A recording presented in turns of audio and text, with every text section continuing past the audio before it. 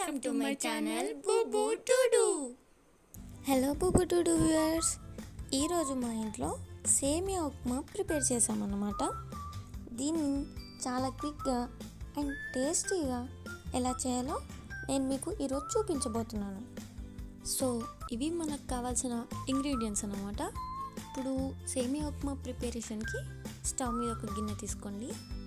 అందులోనే ఒక పావు నూనె, కొద్దిగా జీలకర్ర, ఆవాలు, పచ్చిమిర్చి వేసుకొని ఒక 2 నిమిషాలు లైట్గా ఫ్రై చేసుకోండి.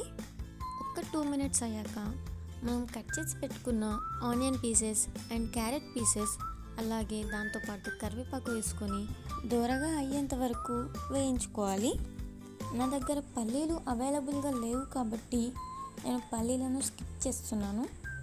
మీ దగ్గర అవైలబుల్గా ఉంటే మీరు యాడ్ చేసుకోవచ్చు. అవన్నీ బాగా ఫ్రై అయ్యాక లాస్ట్లో మనం కట్ చేసి పెట్టుకున్న టొమాటో పీసెస్ అలాగే కొత్తిమీర వేసుకొని మరొక 2 నిమిషాల పాటు కలుపుకోవాలి.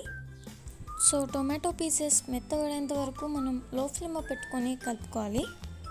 ఇప్పుడు అందులోకి 3/4 గ్లాస్ సేమియాకి 1 గ్లాస్ వాటర్ని యాడ్ చేసుకుంటున్నాను.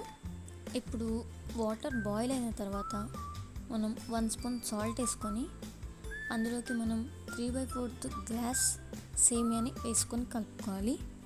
ఇప్పుడు మంటని హై ఫ్లేమ్లో పెట్టుకోవాలి. అలాగే మనం వేసుకున్న సేమియా గిన్నె అడుగంటకుండా కంటిన్యూస్గా కలుపుతూనే ఉండాలి. సేమియా ఉప్మా బాగా మెత్తగా ముద్దలాగా కాకుండా ఉండాలి అంటే మనం సేమియాని ఒక 80% ఉడికించుకుంటే సరిపోతుంది. ఇలా అయితే మనకి సేమియా ఉప్మా పర్ఫెక్ట్గా వస్తుందన్నమాట. సో ఇంతేనండి, మన సేమియా ఉప్మా రెసిపీ ప్రిపేర్ అయిపోయింది. వేడివేడిగా ఉన్నప్పుడే సర్వ్ చేసుకొని తినేయండి. సూపర్ టేస్టీగా ఉంటుంది.